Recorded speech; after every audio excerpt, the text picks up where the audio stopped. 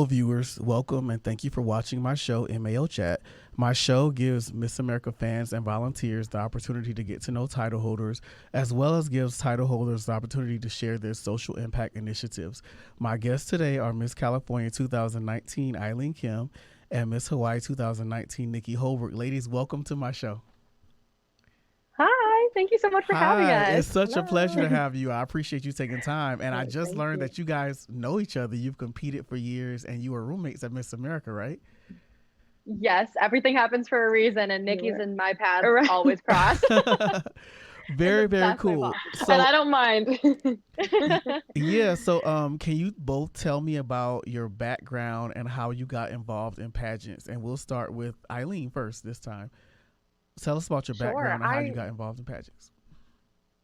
So I grew up as a complete tomboy. This was one of the last things I ever thought I was going to do. Okay. But when I was 18 years old, I was a freshman in college, and there was somebody that I grew up very closely with. Her name Hmm. was Rebecca Ye at the time. She was Miss Minnesota I remember 2014, a her. violinist. Yeah. Yes. And we grew up together. We actually had the same violin teacher since I was in second Cool. grade. Right. Yeah, so I saw her entire transformation when she started competing in Miss America, became fourth runner up to Miss America, and Right. she was always my role model and mentor, and I just had to Cool. follow suit and I wanted to be like her. Very, very cool. Nice. What Thank you. about you, Yeah. Nikki? How did you get involved or tell us about your background? So I actually somewhat of a similar experience like Eileen. So when I was younger, I used to be a competitive soccer player, and that's all I was focused on. Soccer Hmm. was my end goal. Okay. And unfortunately, I had a knee injury Oh, and had to have surgery, and so that it honestly kind of took me out of my soccer career. okay. Um, And at the time, I was taking piano lessons, and I Hmm. had been for a few years. And randomly one day, my piano teacher started talking to me about the Miss America organization. Hmm. Found out she was a former Miss Oklahoma. I didn't even know. Oh, And cool. and so we just, she started talking. It's like, maybe you should try it. You should just do it. And Yeah. I was like, I don't know about that. But so yeah, I decided to try out or go through the teen competition. Okay. I started doing that and I fell in love with it. And then Hmm. I was competing ever since. So wasn't something I was expecting, but obviously it worked out really well. And I'm so glad I stuck with it. So. Cool. So, how many times, Nikki, did you compete at Miss Hawaii before you won the title? So I competed at Miss Hawaii only once, but my prior experience was I had competed at Miss California's Outstanding Team twice, and then Okay. I also competed at Miss California twice, which is how I met Eileen. Yeah. And then when I moved to Hawaii for school and Oh, to be with family is when I decided to compete for Miss Hawaii. cool. And Eileen, how many times did you compete at Miss California before you won? It was my fourth time at Miss California that I won. Very cool, very cool. I'm just curious, how did you how did you what was your first how did you do the first time up until the time you won? Sure. So my first year competing, I somehow miraculously made it into the top 15 when Okay. I was, I think, 18 or 19. Uh And the next year I came back and I made the top 7.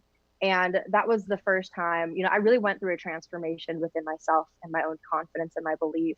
And I really thought, maybe the third time's the charm, right? right. And my third year competing, I actually didn't make the top 15 at all. And Wow. yeah, and for the first time, when there was a lot of pressure and expectations that were set upon me, Hmm. it really became a testament to who I was at the Right. time. And I came out of it actually very happy. Oh, It was interesting. weird. Yeah, because my family was, like, are you okay? Are you going to be okay? And I was like, Right. yeah. I mean, I truly had an incredible experience. And at the Hmm. time, Mackenzie Freed, who was a dear friend of mine, she won. And I was really happy for her. And I Hmm. remember thinking, it just isn't my time, and that's okay. Right. Right. And then somehow came back my fourth year, and I don't know, I somehow won the judges over, and I feel Yeah. incredibly blessed to have That's won this yeah, year. that's really cool. Like I've interviewed a lot of people and like a lot of contestants have been like, if they didn't win, they were okay, like it wasn't my time or something like that. So very cool that you didn't get Oh, discouraged. Yeah. Oh, absolutely. So I have your crowning moment videos for both of you that I want to show the viewers, and then afterwards I'm going to ask you what were you thinking and what were you feeling during your crowning moments. So for the viewers, here are the crowning moments of Miss Hawaii 2019 Nikki Holbrook and Miss California 2019 Eileen Kim.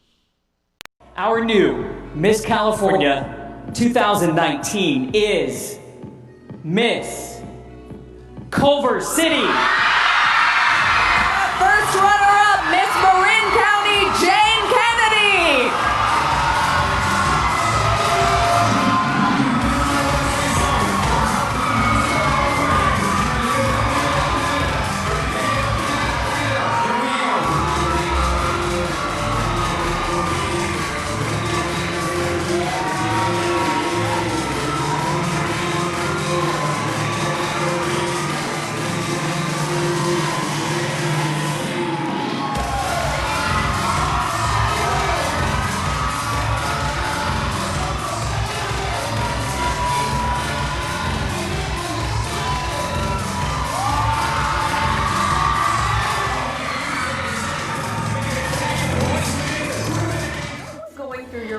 Oh my goodness, I could not stop crying every time I watch this. Like, why was I crying so much? But it's been something I've been working for so long, and so just that moment just really shows how much hard work I've put into it, and just very proud of myself, and just, of course, all the tears. They keep flowing. So sweet. Well, we're all very proud of you. Thank You are a you. wonderful representative of Hawaii.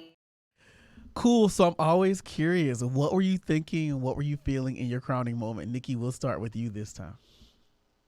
Oh gosh, it's so crazy watching the crowning video because I haven't watched it in so long, and it brings back so many emotions. I just remember that night of competition had gone by so fast. It just flew by, and I remember standing there with the other candidate, with the first runner-up, obviously not knowing what the outcome would be, but I remember just like standing there and thinking, oh my gosh, first of all, this is taking so long. Just say who it is already, because it was the longest, wait. But I just remember saying like, oh my gosh, it could be me, it could not, but wow, this has just been amazing. And I just remember kind of thinking, okay, if it does happen, what am I gonna do? And I was like, I don't know. And then my mind just kind of went blank. And after that, then they called my name and I was bawling. Every video, I'm just crying and sobbing. But was your family there in the audience?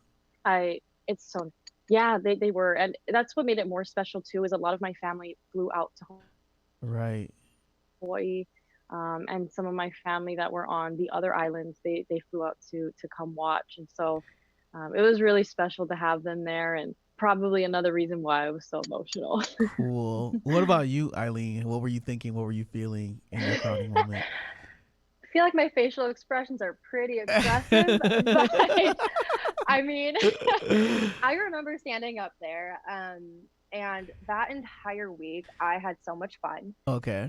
The first day, several girls and I had done karaoke, and we full out sang Bohemian Rhapsody. So I had actually lost my voice throughout the entire competition and the entire week. But I remember standing up there and thinking, if it's not me, I'm going to come back next year, because I genuinely just had the best time with all these girls. And I knew no matter what, that if my name were to be called, I wanted to be a representative of my beautiful and wonderful class, because they supported me the entire way. And a little tidbit, I see the photo that you're showing, Miss Southland back there, Bella. She came up to me and said that she had a dream that I was going to win Miss California. Wow. Yeah, and I barely knew her at the time. Yeah. And I came out in my evening gown for rehearsal, and she said, oh my gosh, am I psychic? Wow. Cool. It was so funny. Yeah, because at the end of the crowning, it's a pretty long amount of time, but you see me actually screaming at her while we're both crying, like, you're psychic. And I mean, I still have so many chills thinking about it. I'm just curious, how many other candidates were there at Miss Hawaii and Miss California with you? How many girls competed against you? I believe I think there were was 44. 18 of us. Wow. Okay, 18 and 44. Very cool. Well, you came out on top. Congratulations. So let's talk about social impact initiatives. Eileen, yours is self-harm prevention and mental health awareness, and Nikki, yours is SNAP service nurturing all people. Can you tell us about your social impact initiatives? And we'll start with you first, Nikki, Miss Hawaii. Yeah, so my initiative, SNAP, is all about educating youth of the importance of service, Okay. helping them get that passion and that positive attitude towards service. Mm-hmm. Growing up, especially when I was going through that time of my knee injury and all that, it was a really hard time for me just because I couldn't do what I wanted to do. Okay. I had this dream that I wasn't able to pursue. Oh, yeah. And so when I started getting involved in Miss America, there was a lot of service opportunities, a lot of community events that I'd have to attend where I was helping people and interacting with them. And that honestly, I think is what helped me through that, is that I stopped focusing on myself and I started focusing on others. Okay. And that's what inspired me, along with, things that happened in my childhood, to create something that would help youth have that. To have those opportunities to serve and to hopefully help them through whatever they're going through, to find that happiness, to, understand their self-worth and feel grateful. So that's kind of the drive behind it. And as Miss Hawaii, I've been able to partner with different organizations like the Boys and Girls Club and help bring service projects to their programs so that the kids can have firsthand experience getting involved in it. Cool. Some schools have debated making service a part of the graduation requirements for high school students. Do you think that's a good idea or no?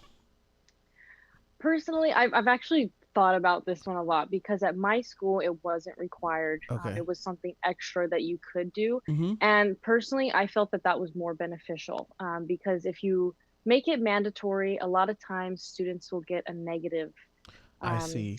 connotation with service, and Right. it's something I have to do, when in reality, you want people to want to serve and to get Yeah. involved in those on their own. Right. And so I definitely think that there should be service learning incorporated in education and in programs so that students learn that through school. Mm-hmm. But I don't think it should be required, but something that's encouraged and hopefully that they'll participate in on their own. Very cool. So Eileen, can you tell us about self-harm prevention and mental health awareness? What led you to that, and what have you done with that? Sure. So when I initially started competing, I knew that my social impact initiative had to be something that was very near and dear to my heart and my own experiences. Okay. Growing up, I self-harmed when I was 13 years old, and Okay. I was mandated to seek help at the time, but the mental health landscape and the stigma surrounding it has changed drastically in the past decade. Mm-hmm. But when I went through it, the nurse actually turned me away. Oh. And she said, she actually looked at my wrists and said, "Oh, your scars are so straight. They're so parallel. Well, no wonder you must be great at math." What? And Wow. yes, purely through, racial discrimination, I didn't get the help that I was supposed to get. Uh-huh. And instead, in that moment, I realized that I really wasn't even just advocating for myself. Mm-hmm. I was advocating for millions of teenagers and adolescents who don't grow up with healthy coping mechanisms. So they fall to glorifications of things like self-harm. Mm-hmm. And I knew that in my impact, becoming Miss California, I wanted to show them that, yes, we face our trials and tribulations, we go through our struggles. I have to take care of their mental health, Mm-hmm. but that doesn't mean that that's the end all be all for you. Right. You can accomplish anything that you want to, and with a little shiny hat and a really big name tag, Yeah. it's just an indication that they too can find success in however they can manifest that. Cool. I think self-harm prevention and mental health awareness have kind of just become like okay. Yes. And not in past decades, people were always afraid of stigma. And I know when I was 15 years old, I had a sister who was murdered, and I was actually in the house when she was murdered. And once a doctor told me she thinks I might have PTSD, and she was like, "I think you should talk to someone about it." And I told my mother, and my mother was like, "No, they're going to give you medicine," something like that. And I know like especially in the African American community, mental health has been something Yes. that they just don't want to deal with it or talk about it, so but nowadays I think people are more Absolutely. open to, it's important to check on people's mental health and making sure people are okay. And that's the thing too, is these labels can a lot of the times make people feel like, oh, well, maybe I'm just not normal or something. But for the first time, we're realizing that everybody faces these struggles and it's okay to talk about it. It's encouraged to talk about it. And Yeah. when you seek help, you get to do amazing things like you are today after facing the struggles that you've been through. And I'm so Right. sorry to hear that. But Thank now you. seeing who you are and the beauty that you bring to the world, I mean, that's very encouraging for so many of us. Thank you very, very much. All right. So you Yeah. were both in the top 15 at Miss America. So you did very well, obviously. So I'm just curious, how did you prepare for Miss America going from your state competition to Miss America? And Eileen, we'll start with you this time. What did you do to prepare for Miss America? Sure. Well, that was a whirlwind in and of itself because Miss California was always the goal for me. So to even Oh, think of going to Miss America was bewildering. I mean, that was just the cherry on top of it all. right. But something that I knew from the get-go, preparation, it looks different for everybody. Okay. And I think it's really important to remember who you are and why you want the job. Oh, cool. So instead of, I was obviously practicing for hours. I Yeah. was, working with the Moxie Institute down in San Diego to prepare me for the social impact pitch as well as my interview. But I knew that to be Miss America, she's within all of us. You have to do the job of Miss America. I mean, Okay. that's what they're now trying to advocate for, is that we're doing the job. Right. And so my preparation was traveling up and down the state. I mean, I am very, very lucky that California is probably the only state where you have to fly every week to do your appearances. Oh, Um, wow. yes, but I knew going into Miss America that would prepare me to show the judges, although I did not win, but that I was capable of doing the Right. job because Yeah. I was already doing the job. hmm Nikki, what about you? What did you do to prepare for Miss America? Yeah, so of course there's, all the preparation with interview prep and Yeah. practicing your talent over and over. But one thing that I tried to do this year when I was going into Miss America is really just kind of, I guess, self-analyze and just figure out, okay, who is Nikki? Who would I be if I was Miss America? Uh-huh. And so every appearance I went to, every service project, I just acted and envisioned that I was Miss America, Right. and that's how I wanted to be. Yeah. So that going into Miss America, I already knew what I would, how I'd be if I had the job. And some things that I would do too is at night when I was getting ready to go to bed, I Uh-huh. would just kind of, I would think about experiences that I had as a kid, or Okay. just even funny memories or life lessons I learned from my parents, and just start thinking of those personal experiences I had, and figuring out how they made me who I am today.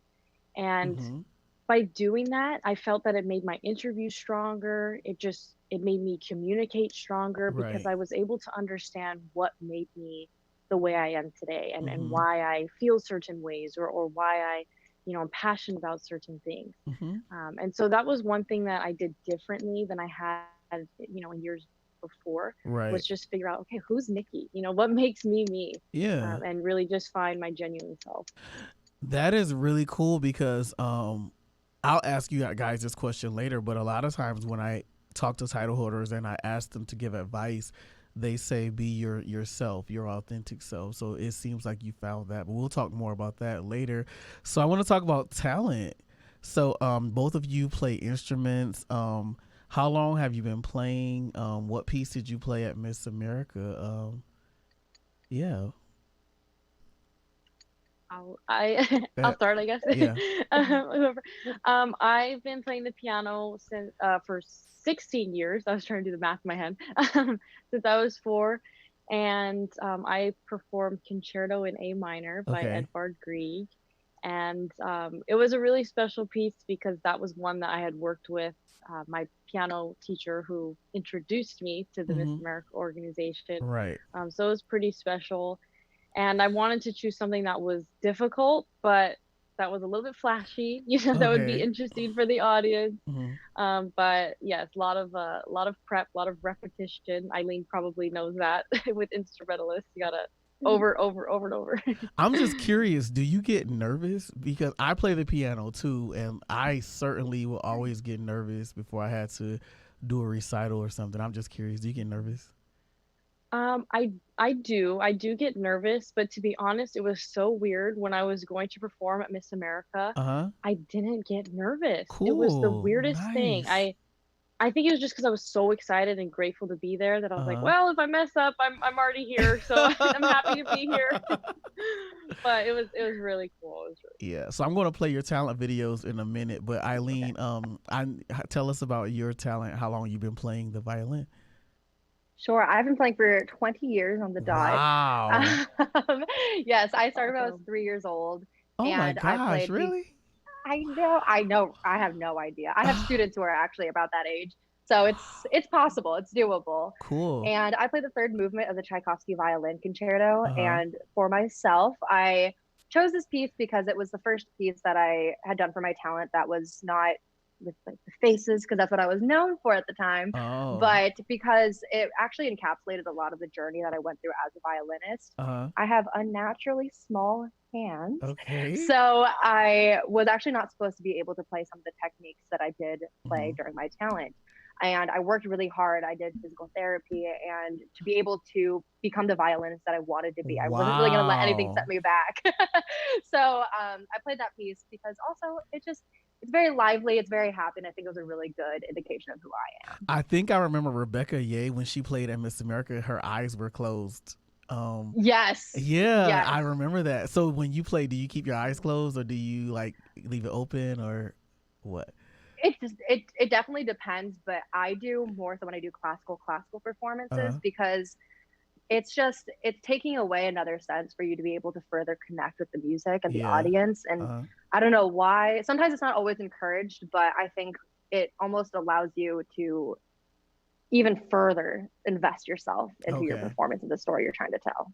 Cool. So for the viewers, I want us to see their amazing talent. So here are talent videos of Miss California, Eileen Kim, and Miss Hawaii, Nikki Holbrook.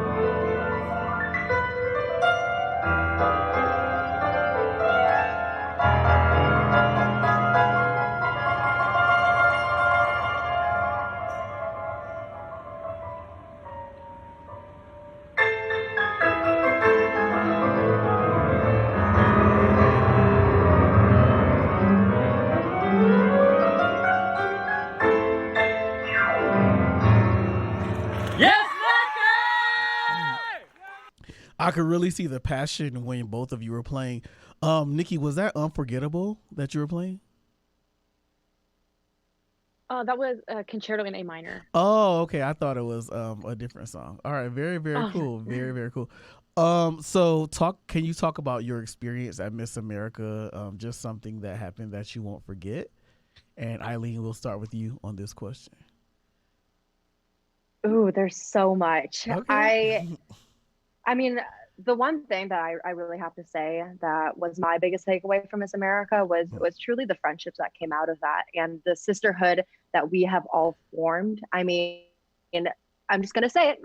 I think our Miss America class is one of the closest, just due to a lot of the changes that happened, but also having such a unique experience in our classes, being one of the firsts, and to be able to carry through even to our second years. I mean, that sisterhood at the end of the day is really what it's about. And truth be told, I didn't know that, one girl from every state was going to be able to go to Miss America, only see each other maybe 3 times, and actually form these true bonds and friendships. Right. But I can easily say we all came out of it truly loving each other, and still wanting to form those true friendships. And I mean, I'm so passionate about that. And I am eternally grateful for Miss America for giving us or bringing us together. Cool. Nikki, can you talk about anything that you remember about your Miss America experience? Yes, there's just one experience, and Eileen will know which one I'm talking about. So there was it was the night before finals, I want to say, or it was our last rehearsal, I think, before we moved into the big arena. And we had just finished a meeting with the producers, and leaving the meeting, we were all pretty stressed, I would say. Oh, wow. Okay. We were just kind of taken off guard a little bit. There were some changes, some new things that we just weren't aware of. Yeah. And so we were just a little bit stressed. And we were standing there in our evening gowns, and I don't know who it was, but we somehow broke out into song and dance. And we were singing Cheetah Girls, High School Musical, The Greatest Showman, and just dancing in our hair all a mess, but in these nice gowns.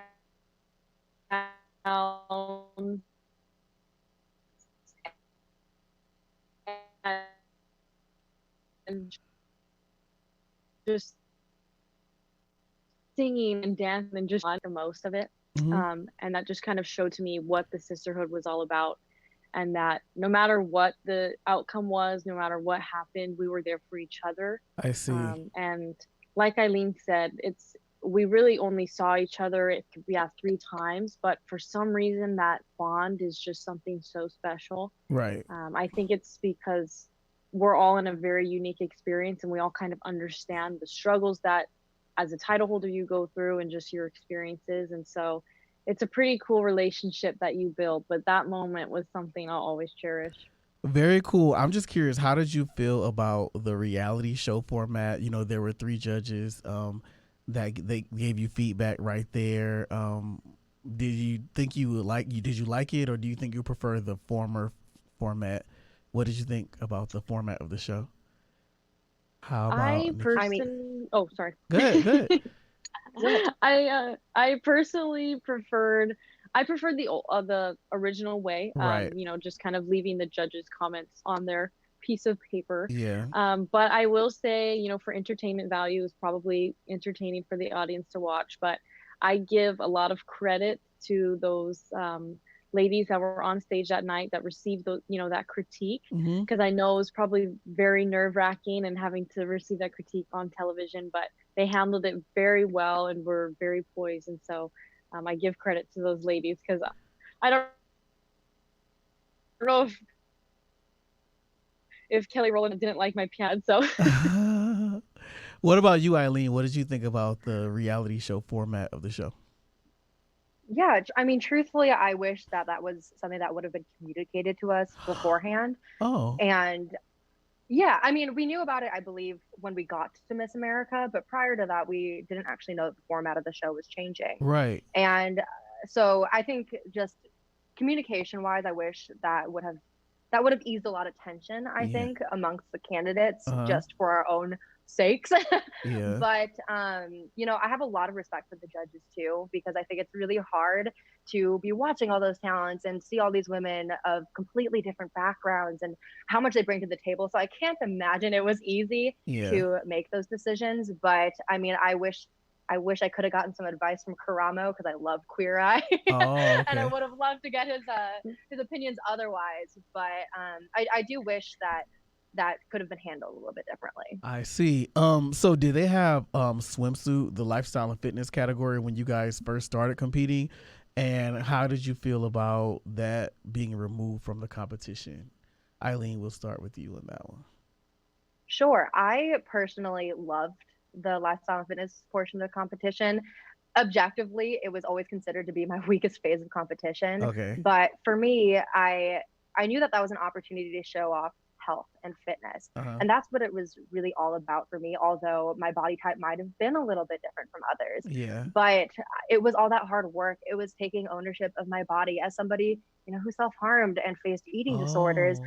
That was the opportunity for me to showcase just how proud I was of my body and who I am. Uh-huh. And, you know, taking ownership of that and Yeah. getting to stand in front of a stage, you know, thousands of people in a swimsuit, it's definitely a little scary at first, but I thought it was one of the most empowering phases of the competition. Very cool. Nikki, what about you? How did you feel about the lifestyle and fitness category of the competition?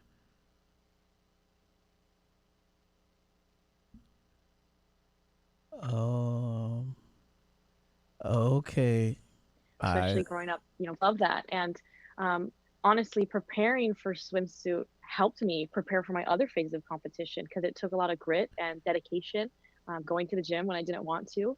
But I will say that after swimsuit was eliminated, it made it a little bit easier to talk to people about the organization.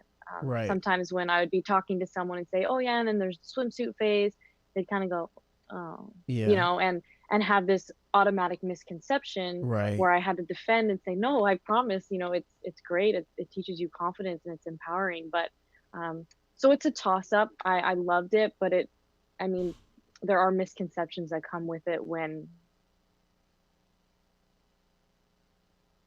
the swimsuit was in place.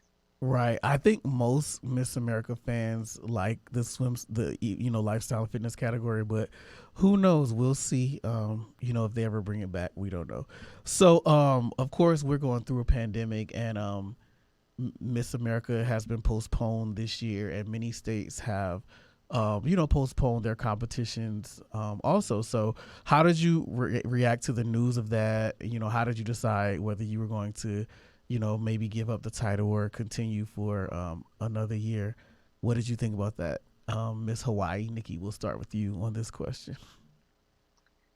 Well, I definitely was a little taken off guard. I was like, oh my gosh, is this really happening? Could I possibly serve for a whole nother year? Right. But yeah, I honestly, when I had thought about it, I was like, I'd have to take the opportunity. You know, if I'm able to, I'm able to do that with school and everything. I decided that I would go forward with it, because this is an incredible opportunity. And honestly, I feel like every title holder almost wishes they had an extra year, because the first year goes by so fast. Okay. And so when they asked if I would extend, I humbly said yes. And you know, I support all the title holders that had to give up their title because of, you know, personal reasons or school. I still have so much respect for them, because I know it'd be so hard to make that decision. Right. And I also give credit to our Miss America, who gets to serve another year too. So cool. Eileen, what about you? What did you think about the pandemic and extending for another year?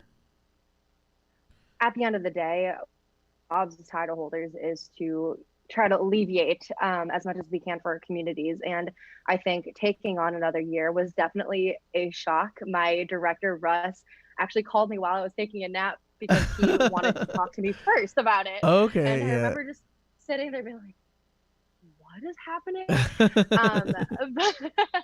But for me, I think, you know, I knew that whoever the next Miss California is, I want her year to start off like everybody else's has. Okay, that's nice. And I knew I wanted it to be able to extend through this year in order to allow the next Miss California to start off with the 4th of July parade that we do in Redwood City every year. Oh, You know, okay. have those really traditional experiences Right. and not have to, you know, deal with the changes Yeah.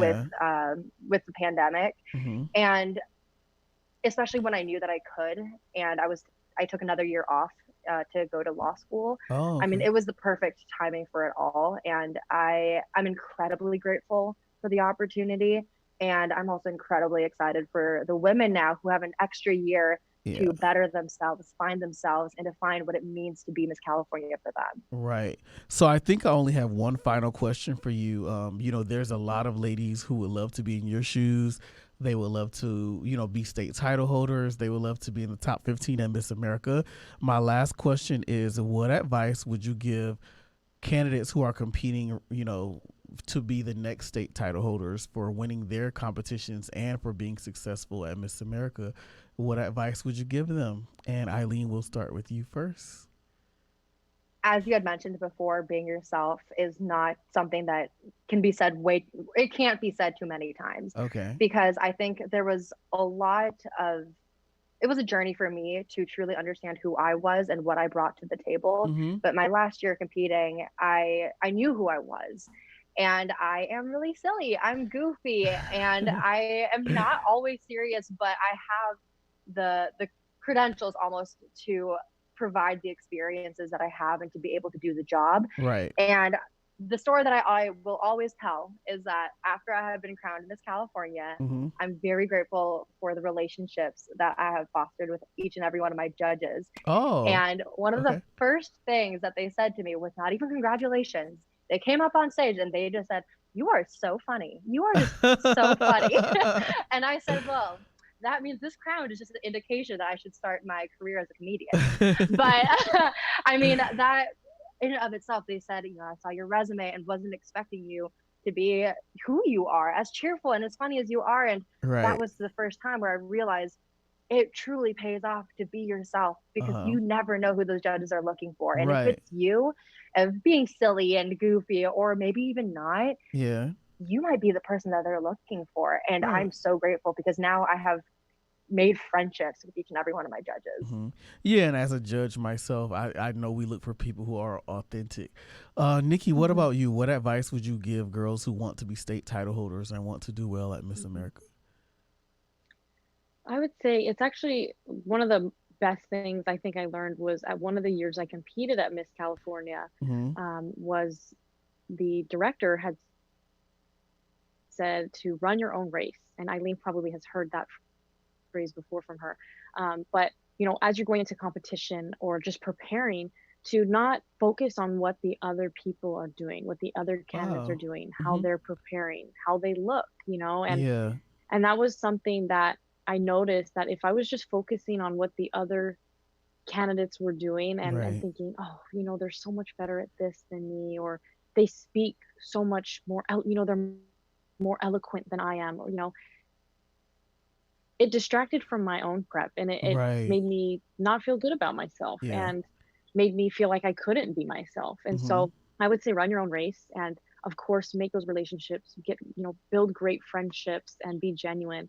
But when you're prepping, you know, don't worry about how the other women are preparing or what their dress looks like. You know, do what you want to do and focus on how you can become the best self and the best version of you. And I feel like when you go with that outlook, there's usually a much better result, whether you walk away with the title or not, because you feel like you did all that you could do. You feel so much stronger coming out of it and knowing that you did win something, you did gain something through that experience. Very, very good. I would like to thank both of you for being on my show. I thank you for taking time out of your day to talk to me, and I'm sure that the Miss America community, the pageant community, will enjoy talking to you and getting to know you through watching the video. So once again, thank you so much for taking time to talk to me today. Thank you so much. Thanks so much for having us. It was my such pleasure. a pleasure. All right, have a good day.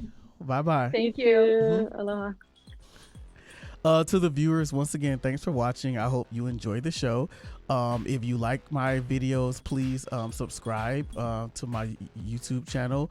My future guests, some of them are Miss America 2013 Mallory Hagan, Miss America 1999 Nicole Johnson. You can look me up on Facebook, Jason Robinson. Look up my group, MAO Chat, and you can donate and get involved with the show. Once again, thanks for watching, and everybody have a good day.